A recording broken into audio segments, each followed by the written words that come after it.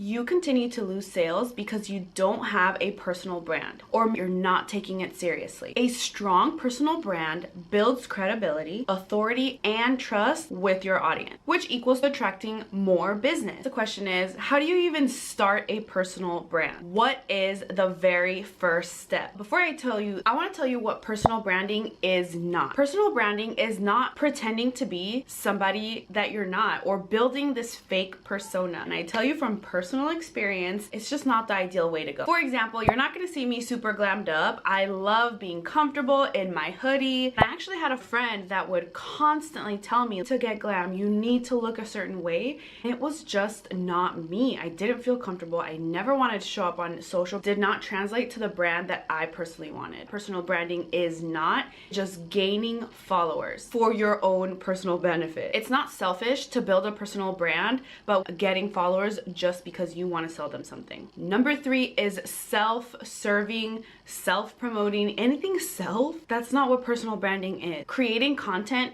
just to create content with no strategy, that's also not personal branding. So let's get started with what is it, how do you do it, all of those questions. We're going to start with number 1. A lot of us, when we're thinking about personal branding, we think about logos, pretty things, certain colors, but in this section specifically, focus on building a brand foundation.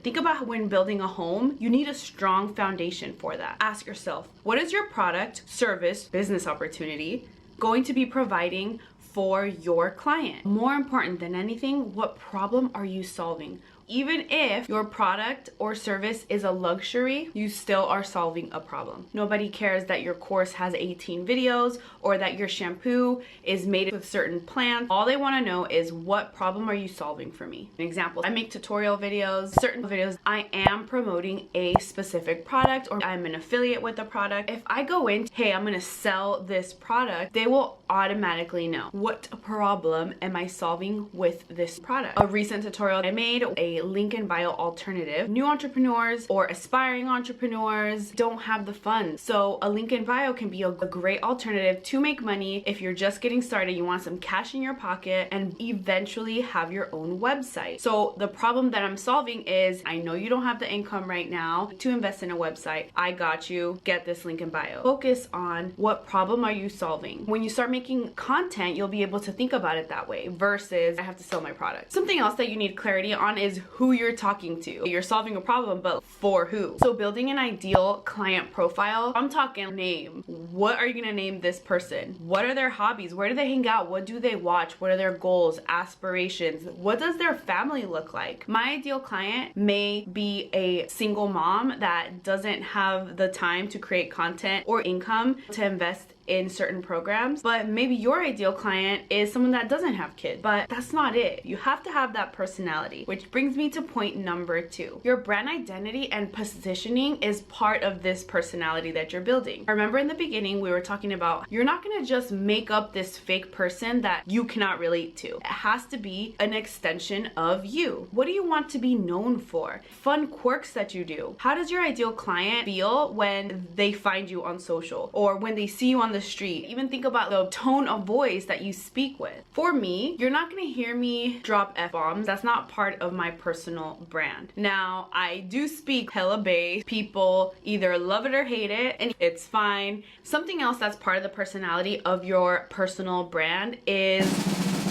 drum roll, all of the fun stuff. Colors, fonts, elements. You may think about this first, but think about your ideal client. My ideal client is colorful. Pink attracts them. I absolutely love pink. You're gonna see pink all over my space. More women, because that is my ideal client. You might have something more dark and moody or more neutral colors. If you have the funds, invest into a graphic designer that understands the psychology of branding. Now, a lot of us start off limited on funds, do it yourself. For now, you should have an idea of what you want to create, what attracts your eye. Start having a folder or inspo or go on Pinterest. How can you incorporate your personality If you want to dive deeply into personal branding, print these sheets out, get pen to paper, go to socialcollectivespace.com. I have a worksheet with an audio guide that's going to help you get that clarity that you need, including how to get clear on your ideal client, plus a few other things to get your year started and build your personal brand. Go to socialcollectivespace.com and let's go on to number 3, connection. The whole point of, before you go posting your logo on social,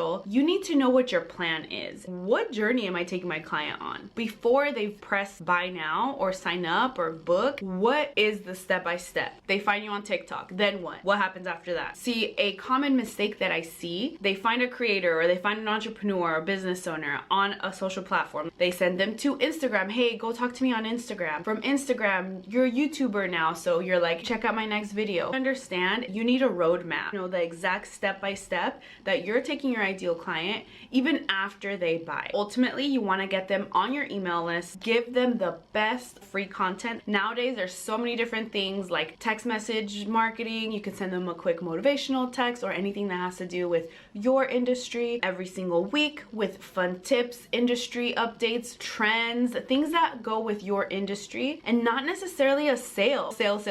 Give them value. Think about a relationship. When you have a new friend, it's also mutually beneficial. So you have to deliver something to them and they'll be your raving fan. Building a brand is not an overnight success. You have to find your voice, find what works for you, what does your audience respond to, and that consistency, growing and evolving, will build that trust. They see your growth, solving that problem, they will know that you're the person they need to go to. When people are scrolling on Instagram, on TikTok, even if your face doesn't show up, they know this is her, because everything's going to be consistent. Not just your fonts and colors, but your messaging, your problem that you are solving. The next question, what do you have to post? In order to really build that connection, you have to start with telling your story. And in the next video, we're going to talk about how to relay that story on social media, shorts, reels, TikToks. Subscribe so you don't miss it, and I'll see you in the next one.